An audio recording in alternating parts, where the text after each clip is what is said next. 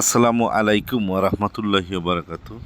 আমাদের যারা গার্মেন্টসে জব করি, বিশেষ করে সোয়েটার ডিপার্টমেন্টে, তারা যারা নতুন প্রজন্ম তারা হয়তো বা এ সম্পর্কে জানবে না।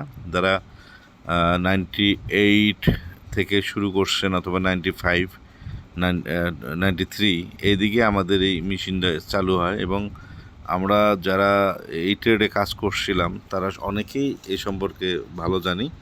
তো আমি মনে করি যারা কোয়ালিটি ডিপার্টমেন্টে জব করেন সোয়েটারে, তাদের জন্যে এখানে যদি তারা কাজ না শেখেন বা কাজ না জানেন বা কাজ না করে থাকেন, তাহলে আসলে পরিপূর্ণ একজন কোয়ালিটি ডিপার্টমেন্টের লোক হতে পারে না। এখানে যদি 1 মাসও কাজ করে থাকেন বা 2 মাস কাজ করে থাকেন, তাহলে একজন পারফেক্ট কোয়ালিটি ডিপার্টমেন্টের কোয়ালিটির লোক হতে পারেন। আসলে কোয়ালিটির, বিশেষ করে সোয়েটারের কোয়ালিটির শুরুটা এখান থেকেই। ধন্যবাদ।